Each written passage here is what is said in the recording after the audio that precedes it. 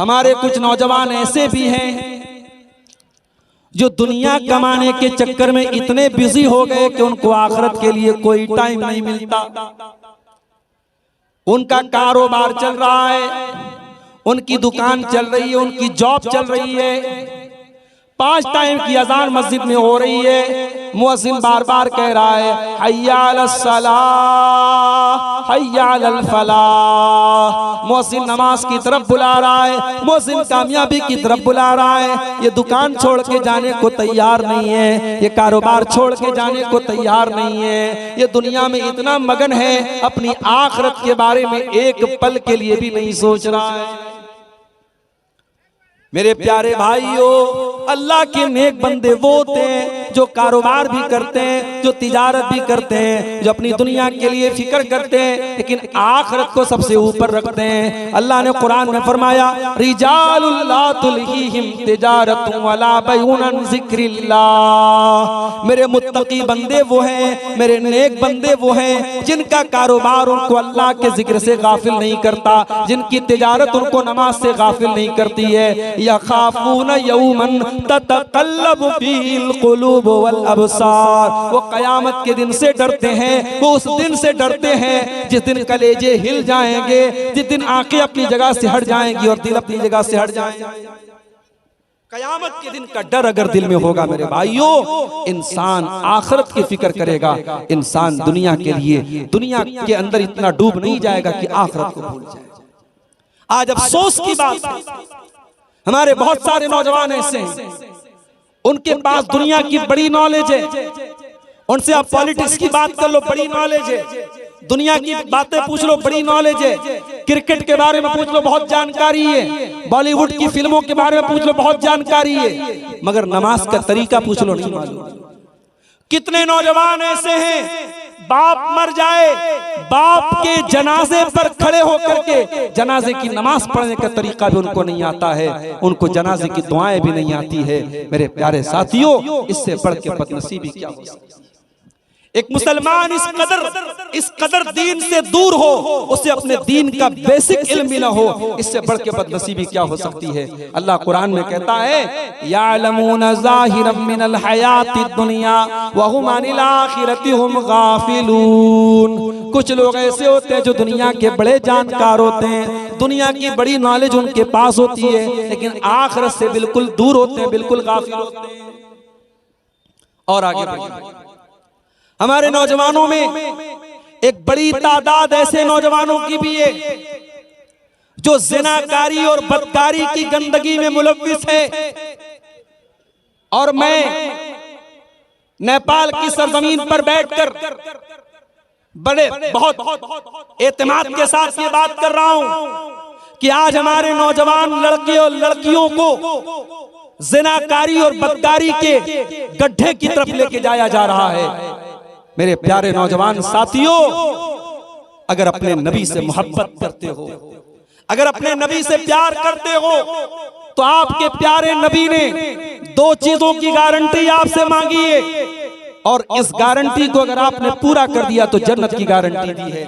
अल्लाह के प्यारे नबी क्या फरमाते हैं, मैं यज़मन ली मा बैन लिह्यैहि व मा बैन रिजलैहि अज़मन लहुल जन्नत।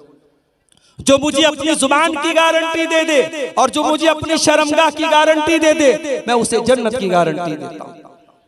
और अल्लाह के नबी को मालूम था कि जब एक नौजवान जवानी की दहलीज पर पहुंचता है तो उसके जिस्म के अंदर होने वाली तब्दीलियां ये तकाजा करती हैं कि उसकी इस ख्वाहिश को पूरा किया जाए, और इस ख्वाहिश को पूरा करने के लिए इस्लाम ने निकाह का सिस्टम रखा है। इसीलिए अल्लाह के नबी ने नौजवानों को खिताब करते हुए फरमाया या माशर शबाबी मन इस्तता मिनकुमुल बाता फलयतज़व्वज। ऐ नौजवानों, जब तुम शादी के काबिल हो जाओ, जब तुम शादी की जिम्मेदारी उठाने के काबिल हो जाओ तो तुम निकाह कर लो। जब तुम शादी कर लोगे, जब तुम निकाह कर लोगे, फ़इन्नहु अग़ज़्ज़ु लिलबसर व अहसनु लिलफ़र्ज, तो तुम्हारी आंखें झुक जाएंगी और तुम्हारी शर्मगाह की हिफाजत हो जाएगी। ये बहुत बड़ी बात है। एक इंसान अगर शादी के काबिल हो गया, शादी की जिम्मेदारी उठाने के लायक हो गया तो उसकी शर्मगाह की हिफाजत कैसे होगी? शादी करके होगी। भाई हमें भूख लगी है, हमें खाना चाहिए, तो आप हमारे सामने बेहतरीन से बेहतरीन चीजें ला के दे दें। जब तक हमारी भूख न मिटेगी, हमारा पेट न भरेगा। एक इंसान शादी के काबिल है, शरीयत कह रही है उसकी शादी करा। मगर आज हमारे समाज में शादी ब्याह के सिस्टम को, मेरी माएं बैठी हैं, मैं उनसे कहना चाहता हूं, अपने बच्चों की शादी सही टाइम पर कराओ। ये सहाबा का दौर नहीं है, ये नबी का दौर नहीं है, ये फितनों का दौर है, ये गंदगी का दौर है, ये ज़नाकारी का दौर है। अपने बच्चों और बच्चियों को अगर गंदगी से बचाना है, उनकी सही टाइम पर शादी करो और शादी को आसान करो।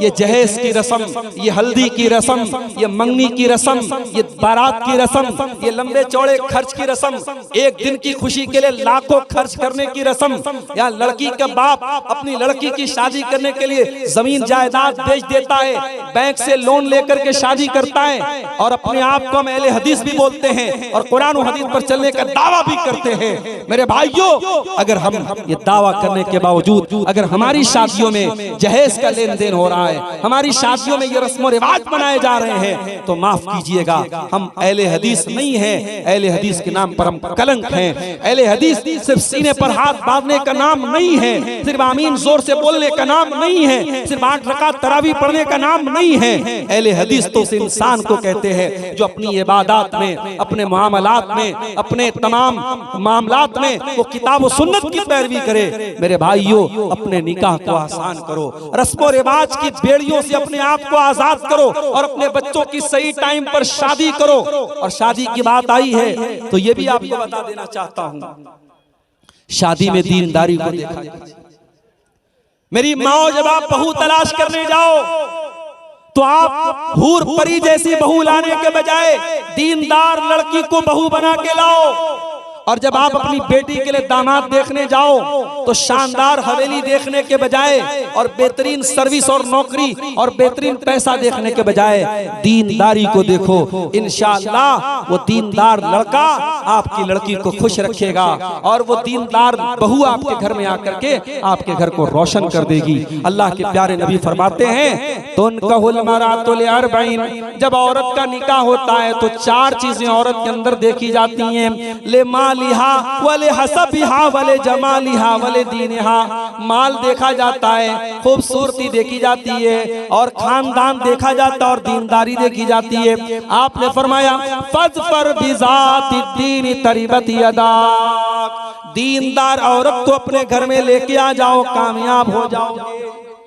दीनदार औरत जब घर में आएगी, सास को माँ का दर्जा देगी, ससुर को बाप का दर्जा देगी, शौहर की खिदमत करेगी, अपने बच्चों की सही तरबियत करेगी, और खूबसूरती और आपने रंग रूप देखा होगा, घर में आकर के वो घर का माहौल खराब कर डालेगी, शौहर को बर्बाद कर डालेगी, बच्चों की न सही तरबियत करेगी, न घर के अंदर दीनदारी पैदा करेगी। मेरे प्यारे भाइयों, घर के अंदर दीनदार औरत को आप निकाह करके लाइए, और जब दीनदार औरत घर में आएगी तो आप याद रखिए, दुनिया की सबसे बड़ी दौलत नेक औरत होती है। अल्लाह के नबी फरमाते हैं, अद-दुनिया मताउन व खैरु मताई दुनिया अल-मरअतु सालिहा, दुनिया की सबसे कीमती दौलत नेक औरत होती है। और नेक औरत की पहचान क्या होती है?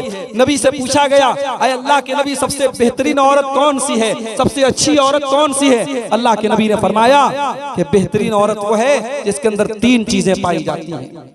बेहतरीन औरत की निशानी 3 चीजें हैं। अल्लती तसुर्रुहु इज़ा नज़र व तुतीउहु इज़ा अमर वला तुखालिफुहु फी नफ्सिहा व मालिही बिमा यकरा।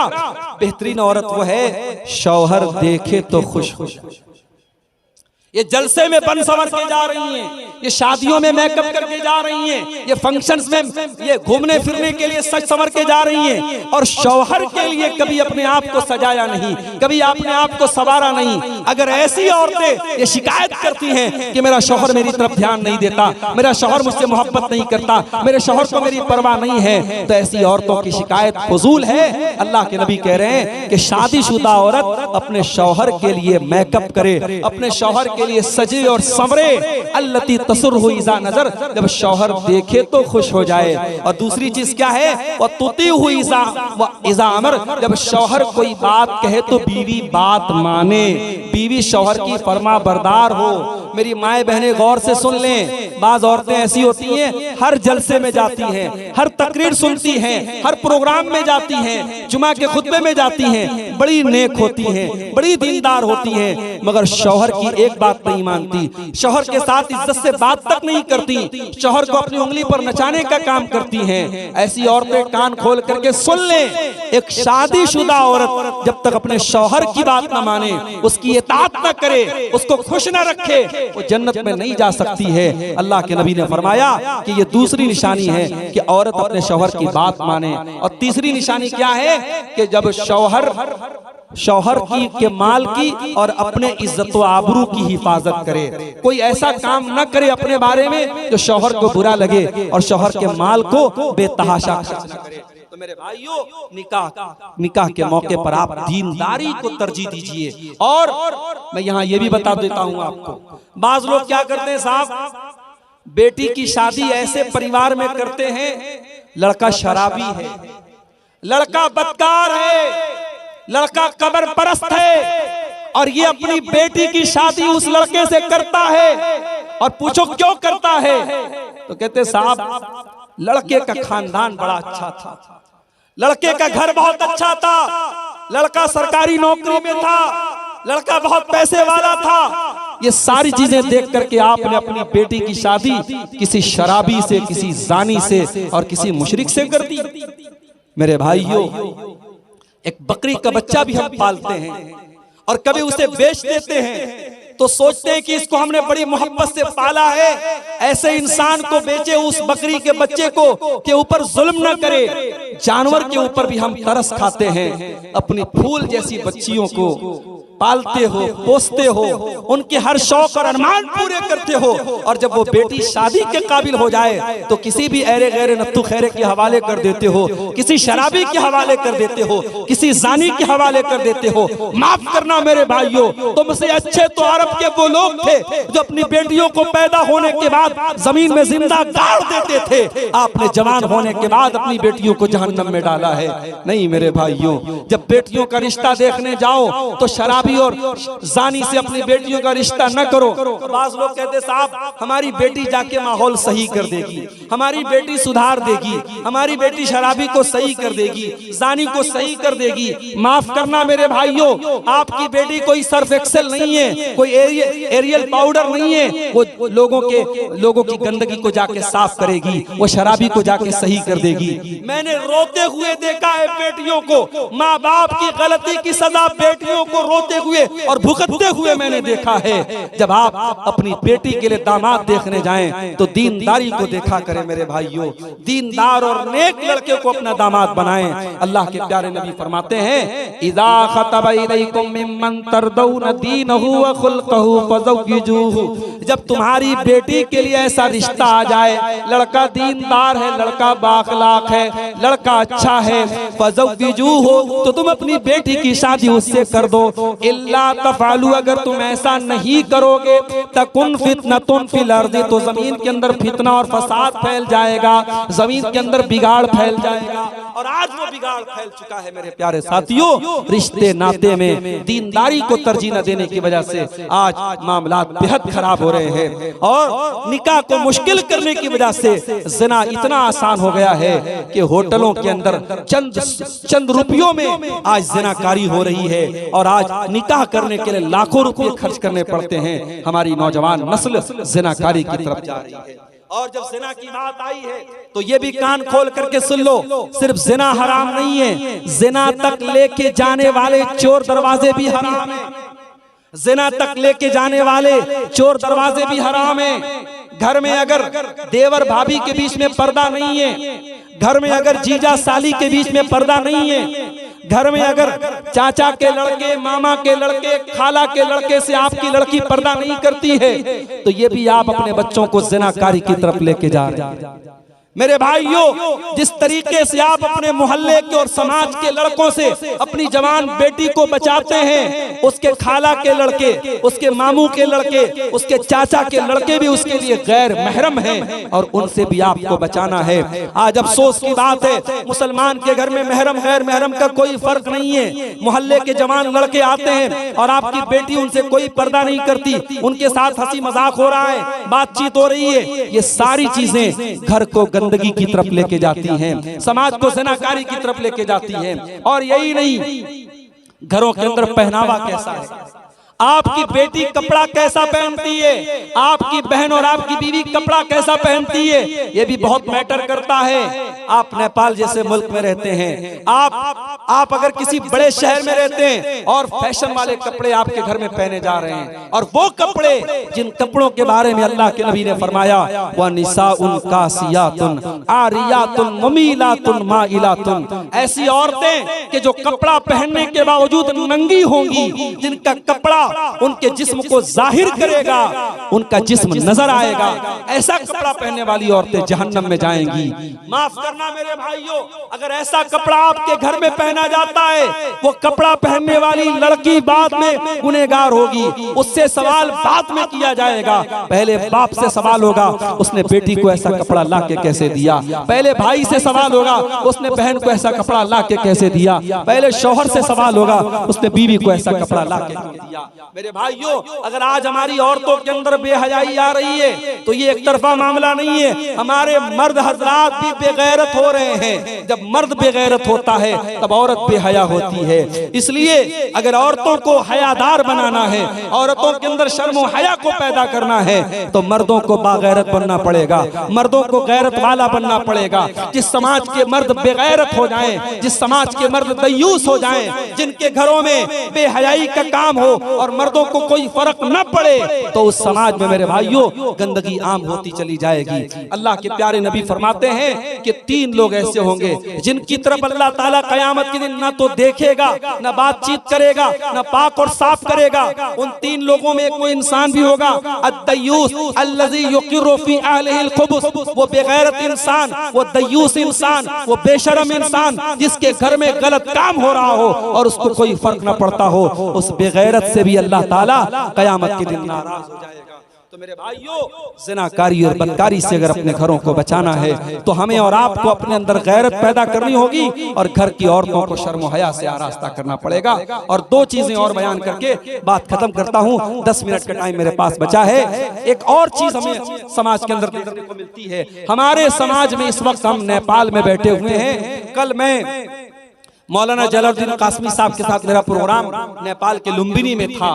कासमी साहब कहने लगे, मौलाना जब सोनौली बॉर्डर हमने क्रॉस की है, दाहिनी तरफ भी शराब की दुकान है, बाएं तरफ भी बॉर्डर के अंदर दाखिल होते ही शराब की दुकानें शुरू हो जाती हैं। शराब किस कदर आम है, और ये शराब पीने वाला सिर्फ काफिर नहीं है, सिर्फ मुशरिक नहीं है, ये शराब पीने वाला मुसलमान भी है और बड़ी तादाद में मुसलमान नौजवान शराब पी रहा है।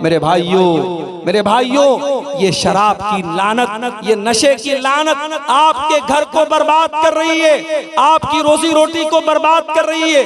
जब शराब पी करके नौजवान घर में आएगा, जान का रिस्क लेने वाला और अपनी जिंदगी को खतरे में डालने वाला इब्राहिम अलैहिस्सलाम एक नौजवान इंसान थे। मेरे प्यारे साथियों, मेरे नौजवान साथियों, आपने अपनी जवानी की कदरों कीमत को नहीं जाना, आपने जवानी की अहमियत को नहीं जाना। जवानी की उम्र में इब्राहिम अलैहिस्सलाम अपनी कौम के बुतों को तोड़ करके अपनी जान को खतरे में डाल। हमारे यहाँ तो साहब कहा जाता है जवानी तो मस्तानी होती है, जवानी तो ऐश करने की उम्र होती है, जवानी तो मनमानी करने की उम्र होती है। नहीं मेरे भाई, जवानी इंसान की जिंदगी का सबसे कीमती टाइम है। जवानी में जिसने अल्लाह को राजी कर लिया, जवानी में जिसने तौबा कर ली, जवानी में जिसने नमाज की पाबंदी कर ली, इंशाअल्लाह वो सारी जिंदगी दीन पर कायम रहेगा। जवानी इंसान की जिंदगी का वो खूबसूरत टाइम है जिसका हिसाब अलग से देना पड़ेगा। जवानी का हिसाब अलग से अल्लाह ताला लेगा कयामत के दिन। अल्लाह के नबी फरमाते हैं, ला तज़ूलु क़दमा इब्ने आदम मिन इंदि रब्बिही यौमल क़ियामा।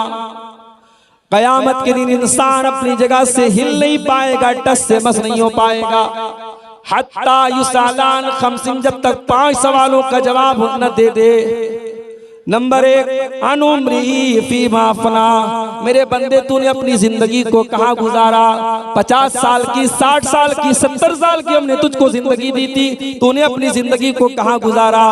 दूसरा सवाल, वअन शबाबी फीमा बला, मेरे बंदे हमने तुझे 20 साल से लेकर के 40 साल का जो दौर दिया था, जो जवानी का दौर था, जो ताकत का दौर था, जो एनर्जी का दौर था, जो कुछ करने का दौर था, मेरे बंदे तूने अपनी जवानी को कहां गुजारा? जवानी का हिसाब अलग से देना पड़ेगा।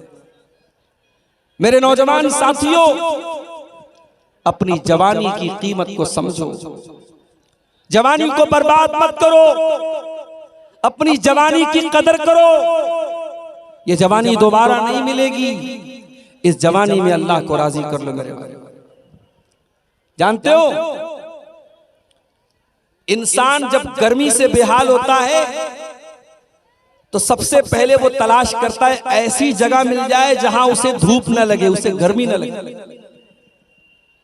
भाई आप किसी खुले मैदान में जा रहे हैं और बहुत तेज धूप निकली है, तो आपको क्या चाहिए? आपको साया चाहिए, आपको ठंडी ठंडी हवा चाहिए। और आज ये सूरज 9 करोड़ 30 लाख मील दूर है। सूरज 9 करोड़ 30 लाख मील दूर है और उस पर से गर्मी का ये आलम है कि काठमांडू जैसे शहर में, जो ठंडा शहर माना जाता है, वहां पर भी लोग दिन में जब चलते हैं तो धूप ज्यादा होती है, लोग हाथ में छाता लेके चलते हैं, गाड़ी में चलते हैं, एसी में चलते हैं। गर्मी हमसे बर्दाश्त नहीं होती मेरे भाई। कयामत के दिन सूरज 9 करोड़ 30 लाख मील की दूरी पर न होगा, बल्कि 1 मील की दूरी पर होगा। पसीने से लोग इस कदर बेहाल होंगे, कोई अपने टखने तक, कोई घुटने तक, कोई कमर तक, कोई पूरा का पूरा पसीने में डूबा हुआ होगा। कयामत के दिन की उस गर्मी के आलम में अल्लाह के प्यारे नबी फरमाते हैं, सबातुन युज़िल्लुहुमुल्लाहु फी ज़िल्लिही यौमा ला ज़िल्ला इल्ला ज़िल्लुहु। कयामत के दिन 7 लोग ऐसे होंगे जिनको अल्लाह ताला अपने अर्श का साया अता फरमाएगा। जिस दिन अल्लाह के साए के अलावा कोई साया न होगा, उस दिन अल्लाह ताला अपने उन 7 बंदों को अपना साया अता फरमाएगा। उन 7 बंदों में एक वो इंसान भी होगा, फरमाया वह इबादतिल्लाह, वो नौजवान जिसकी जवानी अल्लाह की इबादत में गुजरी हो, जिसने जवानी में इबादत करके अल्लाह को राजी किया हो। यह इबादत कौन कर रहा है? यहां तो हमारे नौजवानों की रातें हराम चीजों में गुजर रही। कितने नौजवान हैं रात में बैठ करके मोबाइल पर गंदी चीजें देखना, गैर महरम लड़कियों से चैटिंग करना, मोबाइल का नाजायज इस्तेमाल करना उनका शेवा बन चुका है, उनकी जिंदगी का हिस्सा बन चुका है। शराब और शबाब उनकी जिंदगी का हिस्सा बन चुका है।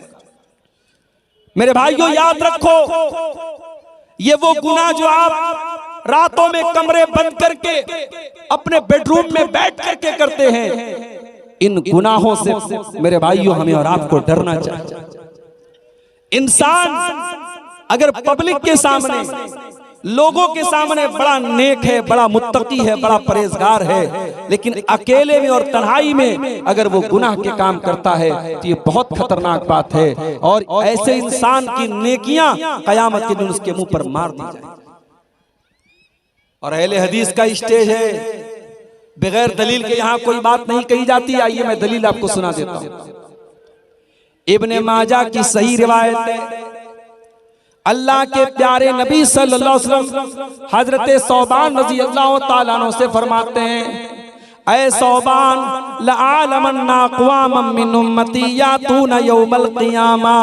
ऐ सौबान, कयामत के दिन कुछ ऐसे भी लोग मेरी उम्मत के आएंगे जो पहाड़ों के बराबर नेकी लेकर के आएंगे, पहाड़ों के बराबर वो नेकी लेकर के आएंगे। फयजअलु अल्लाहु अज़्ज़ा व जल्ला हबाअम मंसूरा, अल्लाह ताला उनकी नेकियों को बर्बाद कर देगा, उनकी नेकियों को उड़ा देगा, उनकी नेकियों को गर्दो गुबार में तब्दील कर देगा। हजरत सौबान डर गए, कहा अल्लाह के नबी सिफ़हुम लना वजल्लिहिम लना, अय अल्लाह के नबी जरा और क्लियर करके बता दीजिए, अन ला नकून मिनहुम, ताकि हम उनमें से न हो जाएं, ताकि हम उनमें से न हो जाएं। सौबान ने, हजरत सौबान ने ये नहीं कहा कि अल्लाह के नबी वो कौन लोग होंगे, कहा कि अल्लाह के नबी उनकी क्वालिटी बता दीजिए, उनकी सिफत बता दीजिए, ताकि हम उनमें से न हो जाएं। आज हमें दूसरों के छोटे छोटे ऐब नजर आ जाते हैं, अपने बड़े बड़े ऐब पर हम पर्दा डालते हैं। सोशल मीडिया का दौर है, फेसबुक पर बैठ करके कमेंट बाजी करना, दूसरों के कामों पर कीचड़ उछालना, दूसरों के कामों में कीड़े निकालना, दूसरों के सही कामों पर तनकीद करना, यह आज हमारी फितरत बन चुकी है। हम दूसरों के लिए जज बन जाते हैं और अपने लिए वकील बन जाते हैं। माफ करना मेरे भाइयों, ये नबी के सहाबा का तरीका नहीं था। नबी के सहाबा पहले अपने गरेबानों में झांकते थे, पहले अपनी फिक्र करते थे। हजरत सौबान ने कहा, अय अल्लाह के नबी पहले बताइए वो कौन लोग होंगे ताकि हम उनकी तरह न हो।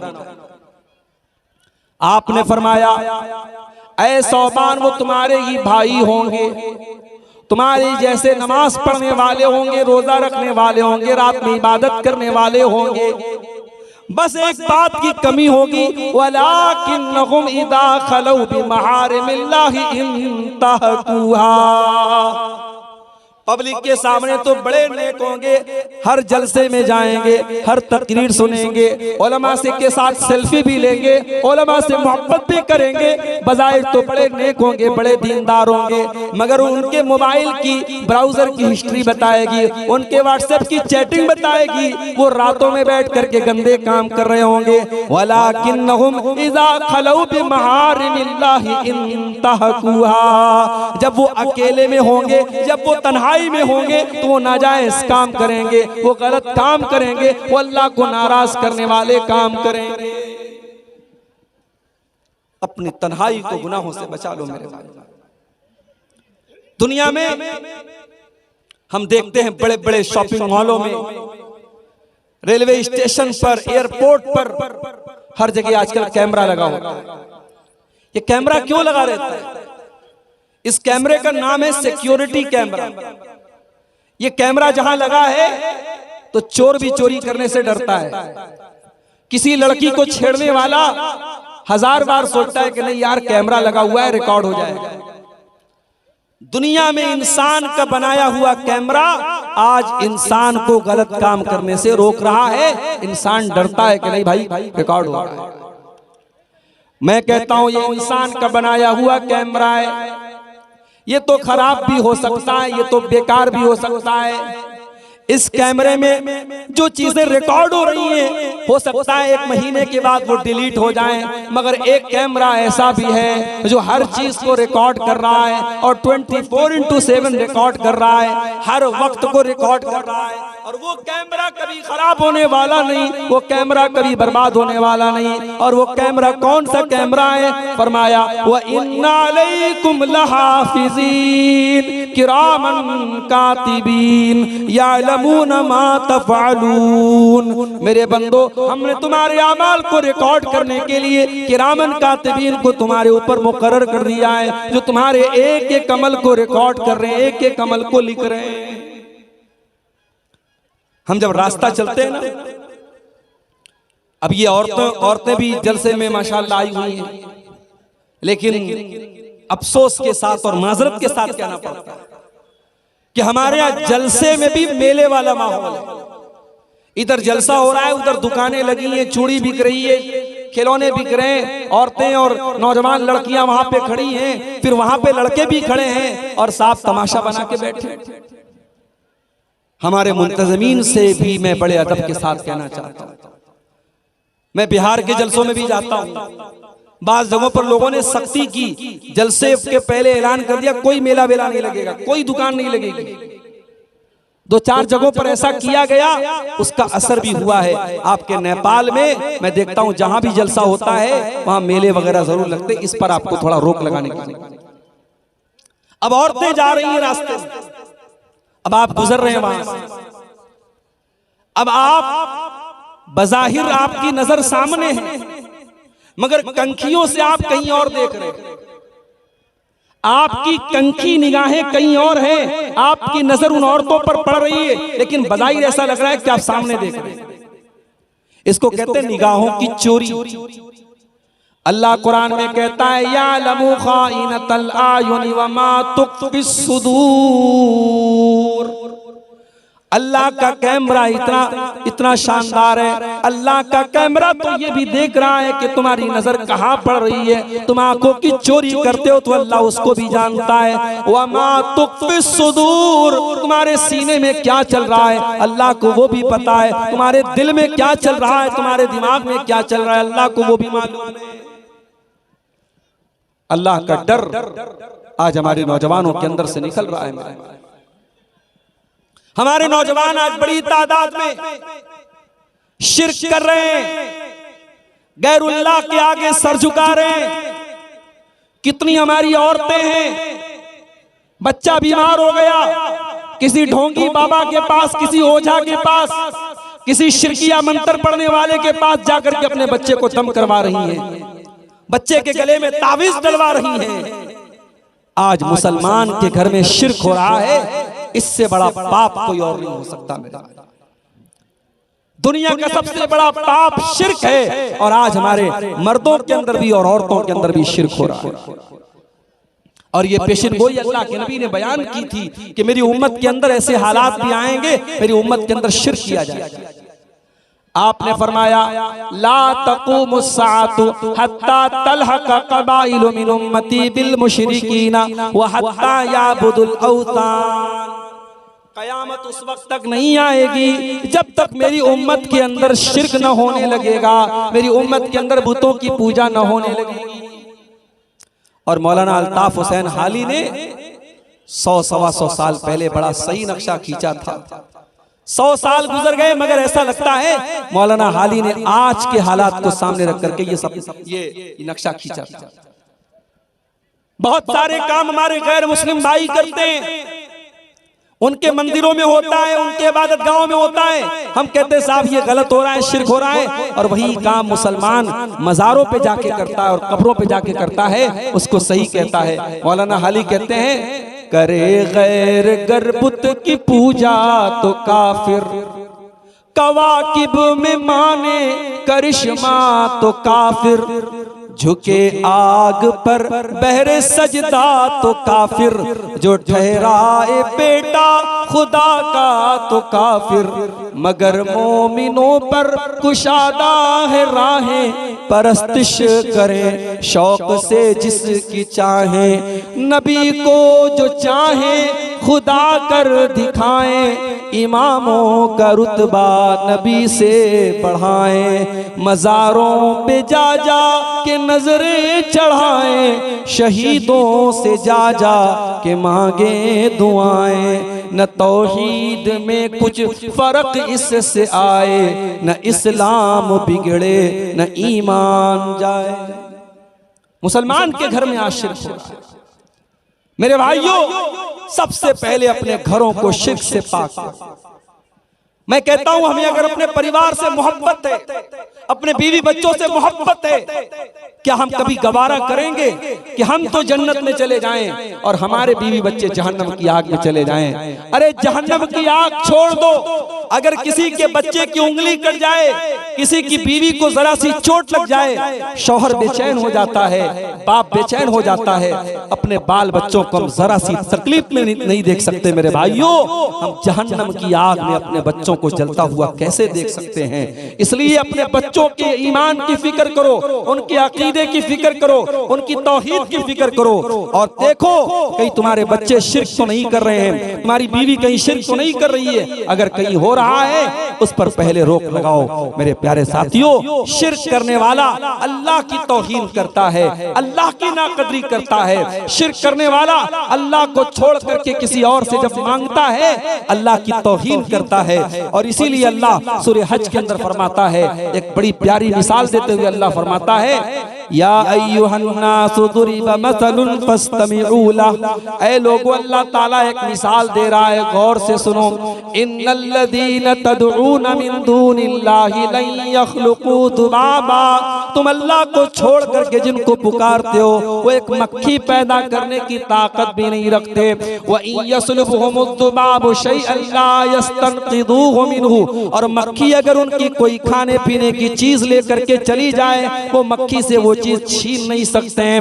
ज़ौफ़त्तालिबु वल मतलूब। मांगने वाला भी कमजोर है और जिससे मांगा जा रहा है वो भी कमजोर है। कमजोर कमजोर से मांग रहा है, बंदा बंदे से मांग रहा है। मा क़दरुल्लाह हक़्क़ क़द्रिही। ओ लोगो, तुमने अल्लाह की कद्र न की जैसी करनी चाहिए थी। शिर्क करने वाला अल्लाह की नाकदरी करता है, अल्लाह की तौहीन करता है। इसलिए सबसे पहले मेरे भाइयों, अपनी तौहीद की हिफाजत करो, अपने दीन की। हमारा नौजवान एक बड़ी तादाद में, आज हमारे नौजवानों की एक बड़ी तादाद ऐसी है जिनकी जिंदगी का कोई मकसद नहीं। उनकी जिंदगी का सिर्फ 3 मकसद है, खाओ पियो एंजॉय। खाना पीना और एंजॉय करना ये जिंदगी का मकसद बना के बैठे हैं। माफ करना मेरे भाई, खाना पीना और एंजॉय करना ये हमारी जिंदगी का मकसद नहीं है। अगर ये मकसद होता तो फिर हमारे और जानवरों के बीच में क्या फर्क है। जानवर भी अपनी शहावत पूरी करता है, जानवर भी खाता है पीता है, और जानवर भी मौज मस्ती करता है। हम इंसान हैं और अल्लाह ने हमें और आपको क्यों पैदा किया? अल्लाह ने कुरान में फरमाया, वमा खलक़तुल जिन्ना वल इंसा इल्ला लियअबुदून।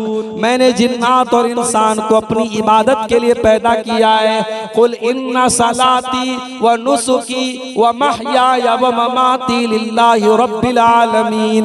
ऐ नबी, आप बता दीजिए, मेरा जीना और मेरा मरना अल्लाह ताला के लिए है। मैं अल्लाह ताला के लिए जीता हूँ और अल्लाह ताला के लिए मरूंगा। मेरी नमाज अल्लाह ताला के लिए, मेरी कुर्बानी अल्लाह ताला के लिए। मेरे भाइयों, हमारी जिंदगी का मकसद अल्लाह को राजी करना है, और अगर ये मकसद हम पूरा नहीं कर रहे हैं तो माफ कीजिएगा, हमारी जिंदगी बेकार है। दुनिया की हर चीज अपने मकसद को जब पूरा नहीं करती है हम उसे उठा के फेंक देते हैं, और जो चीज अपने मकसद को समझती है वही कामयाब होती है। कभी आप गौर कीजिए, आप मोबाइल इस्तेमाल करते हैं, मोबाइल पर आप फेसबुक चलाते हैं, मोबाइल पर व्हाट्सएप चलाते हैं, मोबाइल पर वीडियो देखते हैं, मोबाइल पर कैलकुलेटर भी है, मोबाइल पर गेम भी है, मोबाइल पर अला बला बहुत सारी चीजें हैं। मगर कभी आप गौर कीजिए, जब मोबाइल पर कॉल आती है, जब किसी का फोन आता है, वीडियो पीछे चला जाता है, फेसबुक पीछे चला जाता है, व्हाट्सएप पीछे चला जाता है, कॉल ऊपर आ जाती है, क्योंकि मोबाइल को भी पता है कि मेरा असल मकसद कॉल करना और एक दूसरे से बात करना है। मोबाइल पर कॉल ऊपर आ जाती है। मेरे भाइयों, क्या यह अफसोस की बात नहीं है कि एक मोबाइल को तो पता है कि मेरा मकसद है, मेरा मकसद क्या है, मेरी तख्लीक का मकसद क्या है, मुझे क्यों बनाया गया है। और इससे बढ़ के बदनसीबी क्या होगी कि इंसान को अपनी जिंदगी का मकसद न पता हो और इंसान सिर्फ खाने, कमाने और एंजॉय करने और मौज मस्ती करने में अपनी जिंदगी गुजार दे। मेरे नौजवान साथियों, अपनी जिंदगी के मकसद को पहचानें और आगे बढ़िए। इसे वही बैठ जाएं बराए मेहरबानी। बस चंद मिनट आपके सामने शेख मोहतरम इंशाल्लाह बयान देंगे। शेख मोहतरम हजरात, लाइट कट जाने की वजह से थोड़ा सा बीच में डिस्टरबेंस हुआ। बहरहाल आप हजरात सुकून से बैठे, मैं अपनी बात को समेट करके बात खत्म करने जा रहा हूं। बात मैं कर रहा हूं शराब। आज हमारे नौजवानों को शराब की लत बर्बाद कर रही है, और शराब एक ऐसी चीज है कि हजरत उस्मान गनी रज़ी अल्लाह ताला अन्हु कहा करते थे, इन्नल खम्र उम्मुल खबाइस। ये तमाम बुराइयों की जड़ है शराब। एक इंसान जब शराब पी लेगा वो जिना भी कर सकता है। शराब पी करके इंसान कत्ल भी कर सकता है। शराब पी करके आज कितने रोड एक्सीडेंट हो रहे हैं, और आज हमारे नौजवान इस शराब की लानत में गिरफ्तार हैं। मेरे भाइयों, एक मुसलमान के लिए बस इतना काफी है कि उसके रब ने कुरान में जब शराब को हराम किया तो सिर्फ इतना नहीं कहा कि शराब मत पियो, बल्कि अल्लाह ने क्या फरमाया, या अय्युहल्लज़ीना आमनू इन्नमल खम्रु वल मैसिरु वल अंसाबु वल अज़लामु रिजसुम मिन अमलिश शैतान। ऐ ईमान वालो, ये शराब और जुआ ये गंदे काम है, ये शैतान के काम है। फजतनिबूहु, तुम इनसे बचो, लअल्लकुम तुफ्लिहून, तभी तुम कामयाब हो सकते हो। इन्नमा युरीदु शैतानु अन युक़िया बैनकुमुल अदावता वल बग़दा फिल खम्रि वल मैसिर व यसुद्दकुम अन ज़िक्रिल्लाहि व अनिस सलाह। शैतान ये चाहता है तुम शराब पी करके और जुआ खेल करके एक दूसरे से लड़ाई करो, एक दूसरे के दुश्मन बन जाओ। और शैतान ये चाहता है तुम शराब के नशे में पड़ करके अल्लाह के जिक्र से और नमाज से दूर हो जाओ। जितनी देर इंसान नशे की हालत में रहेगा वो नमाज से दूर रहेगा, अल्लाह के जिक्र से दूर रहेगा। इसलिए मेरे नौजवान साथियों, शराब को तर्क कर दो, शराब को छोड़ दो, शराब से अपने आप को बचाओ, अपने घर और परिवार को बचाओ। ये ऐसी लत है जो आपके घरों को बर्बाद कर देगी। और अल्लाह के नबी क्या फरमाते हैं, सही मुस्लिम की रिवायत है कि जो इंसान शराब पिएगा, अल्लाह का वादा है, अल्लाह ने अपने जिम्मे वादा करके रखा है कि जो शराब पिएगा यस्क़ीहु मिन तीनतिल खबाल, अल्लाह ताला उसको जहन्नमियों का पीप और मवाद पिलाएगा, उसे जहन्नमियों का गंदा खून पिलाया जाएगा, उसे जहन्नमियों का पीप और मवाद पिलाया जाएगा। आज शराब की ये लानत भी, मैं अभी फ्लाइट से आ रहा था काठमांडू से जनकपुर के लिए, तो मेरे आसपास में 2-4 बेवड़े जो है शराबी लग रहा है वो बैठे हुए थे, और शराब की जो गंध होती है, जो महक होती है, वो मुझे परेशान कर रही थी। जो इंसान शराब की महक, जो शराब नहीं पीता है और जो शराब को हराम समझता है, उसे शराब की महक भी बर्दाश्त नहीं होती है। मेरे प्यारे साथियों, अपने ईमान को इतना मजबूत करो कि आपके घर में और आपके परिवार में ये लानत ना आए, और शराब की इस लानत से अपने आप को और अपने घर वालों को बचाओ। और आखिरी चीज यही कहूंगा मेरे भाइयों, अल्लाह ने कुरान के 28वें पारे में हमें और आपको ये पैगाम दिया है, कू अनफुसकुम व अहलीकुम नारा। ऐ ईमान वालों, अपने आप को और अपने घर वालों को जहन्नम की आग से बचाओ, इसका ईंधन इंसान और पत्थर है। अगर हमें और आपको अपने घर परिवार से मोहब्बत है, अपने बीवी बच्चों से मोहब्बत है, और हम उनकी चिंता करते हैं, उनकी फिक्र करते हैं, तो मेरे भाइयों, उन्हें जहन्नम की आग से बचाने की भी हम फिक्र करें। अल्लाह से दुआ करते हैं, रब्बुल आलमीन हमारे नौजवानों की इस्लाह फरमा दे। रब्बुल आलमीन जिन बुराइयों की तरफ इशारा किया गया है, इन तमाम बुराइयों से हमारे नौजवानों की हिफाजत फरमाए। अल्लाह हमारी माओ बहनों की भी इस्लाह फरमा दे। आज की ये पयाम अमन कॉन्फ्रेंस, अल्लाह ताला इसको हुस्न खूबी के साथ अंजाम तक पहुंचाने की हम सबको तौफीक अता फरमाए। अल्लाह हम सबको कहने सुनने से ज्यादा अमल की तौफीक दे। आमीन व आखिर दावाना अल्हम्दुलिल्लाहि रब्बिल आलमीन। वस्सलामु अलैकुम व रहमतुल्लाहि व बरकातुहू।